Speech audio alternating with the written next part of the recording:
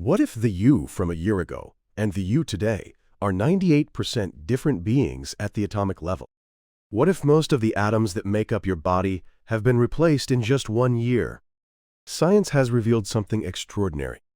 The surface of your skin regenerates completely over approximately 4 weeks, and red blood cells typically have a lifespan of about 120 days. And here's where a crucial question emerges. If all the parts are replaced, is it still the same ship? If most of the atoms that constitute you have been replaced, are you still the same you? This is not merely philosophical play. This is a profound question about the very essence of your identity. By the time you finish this video, you'll realize that what you think of as yourself is more like an ongoing process, a river that never stops flowing. Chapter 1. The Ever-Changing Body. Let's start with a familiar fact. The face you saw in the mirror today. That skin will be replaced by new cells in about 4 weeks. Why do cells replace themselves so rapidly? Cells are constantly taking damage. Ultraviolet radiation, chemical exposure, and simple wear and tear. So the body must continuously repair and renew itself. This is life's essential strategy, an endless dance of destruction and creation. And here's what makes this remarkable. The lining of your intestines, exposed to the harsh environment of digestive fluids and friction, replaces itself completely in just 3 to 5 days. Think about that for a moment. The cells that digested the meal you ate a week ago no longer exist. They've been completely replaced by new cells. But not all cells replace themselves at the same rate. Bone is constantly remodeled, but the speed of turnover varies greatly by location and age. Even more important, it's not uniform even within the same organ. For instance, fat and heart cells have been shown to renew slowly, even in adults. Let's think about what this means. Your body is a collection of multiple entities living on different timescales. But recent research has revealed that the accumulation of zombie cells, cells that refuse to turn over and stubbornly remain in the body, may hold the key to aging. But here's what's even more extraordinary. So let's explore what happens at the atomic level. Chapter 2. The Flow of Atoms. When cells replace themselves, what's actually happening? It's an exchange of atoms. So when we think at the atomic level, what is you? Scientists used isotopes to measure how quickly atoms are replaced. The results were startling. Atoms like carbon and nitrogen in your body are replaced, more than half of them, in a matter of months on average. In other words, the atoms that make you up are constantly being exchanged with the outside world through eating and breathing. You are nothing more than a temporary pattern in a flow of matter. And when you do the calculation, you arrive at an astonishing conclusion. In just 1 year, approximately 98% of the atoms in your body are replaced. Think about that. Most of the atoms that made up the you from a year ago are now scattered across the world. The air you breathed, the food you ate, the tears you shed. Most of it is now somewhere else. This is not just biology. The ancient Greek philosopher Heraclitus said this 500 years ago. You cannot step into the same river twice. Because the river is always flowing, the water constantly replacing itself. But I want to pause here and consider. If your body flows like a river, what is you? Not the matter. Then is it the pattern? The memories? The continuity of consciousness? And science has revealed something even more fascinating. Except for tooth enamel and some brain cells, at the atomic level the body renews itself at a remarkable speed. Meaning, there are parts that don't replace themselves. We exist not on complete flow, but on an exquisite balance between flow and preservation. But here's an even deeper question. So let's explore what this discovery means for human existence. Chapter 3. The Mystery of Identity. If you continue even though most of your matter has been replaced, then identity doesn't reside in matter. So where is it? The philosopher Derek Parfit devoted his life to this question. His answer was psychological continuity. Memory is thought to be supported by multiple mechanisms, including synaptic plasticity and the activity patterns of cell populations called engrams. Even as individual atoms are replaced, the pattern is maintained. This resembles a musical composition. A composition is not specific instruments or sound waves, but a pattern of sounds.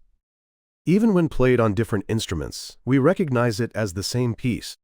Recent research suggests that there may be molecules in the brain called long-lived proteins that deliberately don't replace themselves and stay with you for life, potentially serving as anchors for memory. This is a profound insight. If everything were completely replaced, memories would disappear too. So life exists on an exquisite balance between flow and preservation. But philosophers raise another question. The thought experiment of the philosophical zombie.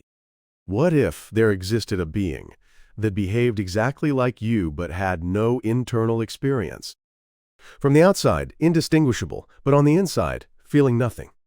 This may sound absurd, but what this thought experiment reveals is the fundamental mystery of consciousness. Think about it.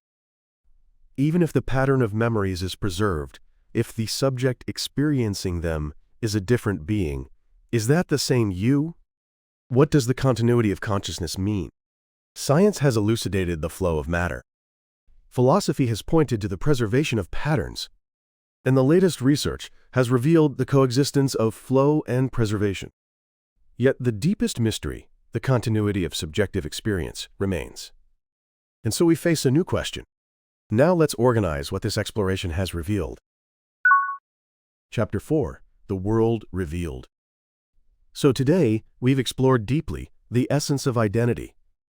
What we've discovered is extraordinary. You are not a fixed entity, but an ongoing process. Matter is replaced, yet some is preserved, and patterns are inherited. Let me summarize the insights we've gained from today's exploration. First, approximately 98% of the atoms that make up your body are replaced in just 1 year. At both the cellular level and the atomic level, you are constantly changing. Yet structures like tooth enamel and parts of the brain are preserved for life. Second, you continue because the balance between flow and preservation is maintained. The long-lived proteins that support memory remain unchanged, while the molecules around them continue to flow. You are neither complete flow nor complete fixity. You exist in the exquisite balance between them. Third, but the deepest mystery remains. The continuity of subjective experience. Where does the sense of I come from? What is consciousness? This is a question science still doesn't have an answer to. What these three insights reveal is that the self is neither fixed nor completely fluid, but a dynamic process of change and persistence.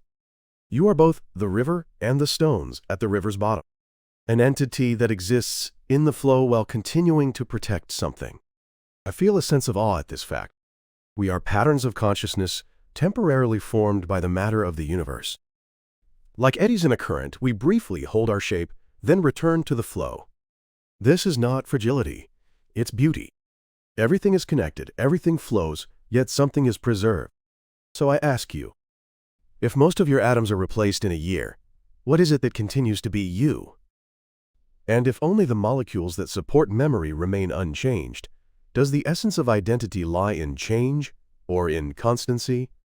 I don't yet have answers to these questions either, but continuing to ask is what moves us forward. After you finish watching this video, when you return to daily life, I want you to be aware, just a little. Everything you touch, everything you eat, all the air you breathe will eventually become part of you. And most of the atoms that make you up now will eventually scatter across the world. You are not an isolated being. You are an open system, continuously exchanging matter with the entire universe. Share your insights in the comments. Your questions are what drive this channel forward. Thank you for joining me on this intellectual journey to the very end. On this channel, we explore profound questions at the boundary of science and philosophy, identity, consciousness, the nature of reality. If you want to change the way you see the world, subscribe and continue this journey of exploration with us. In the next video, we'll open the door to a new set of questions. Until next time.